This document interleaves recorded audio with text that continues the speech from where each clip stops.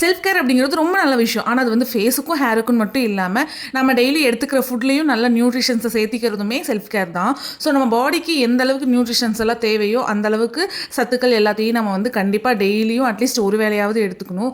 நான் இன்றைக்கி நைட் டின்னருக்கு பார்த்தீங்கன்னா ரொம்ப ஹெல்த்தியான ஃபுட் தான் வந்து ரெடி பண்ண போகிறேன். ராகி அடை தான் வந்து ரெடி பண்ண போகிறேன். அதுவும் முருங்கீரை போட்டு வந்து பண்ணியிருந்தேன். கூடவே பார்த்தீங்கன்னா நடக்கலை சட்னி வந்து அரைச்சிருந்தேன். ஸோ ரெண்டோட காம்பினேஷனுமே ரொம்ப சூப்பராக இருக்கும். இன்றைக்கி நான் வந்து டீ காஃபியெல்லாம் எதுவும் குடிக்கல. ஆனால் ரொம்ப கிரேவிங்ஸாக இருந்தது ஈவினிங் டைமில் ஏதாவது ஒன்று சாப்பிடணும்னு சொல்லிட்டு.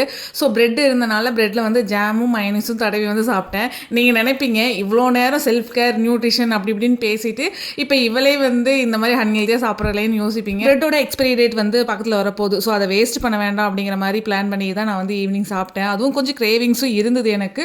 ஸோ அதனால தான் சாப்பிட்டேன். வீட்டில் வந்து அம்மா வந்து சாப்பிட மாட்டாங்க. ஸோ அவர் மட்டும்தான் சாப்பிடுவார். அவரும் காலையில் ஒரு 2 பீஸ் தான் எடுத்துக்குவார். மீதி பிரெட் வந்து வேஸ்ட்டாக தான் போகும். அதனால தான் ஈவினிங் ஸ்நாக் மாதிரி வந்து சாப்பிட்டுக்கிட்டேன். என்னதான் நம்ம ஹெல்த்தியாக செஞ்சாலும் அதோட செய்கிற பக்குவம் ஒன்று இருக்கு இல்லையா, அது வந்து நம்ம அம்மாக்களுக்கு தான் வந்து சூப்பராக வரும்.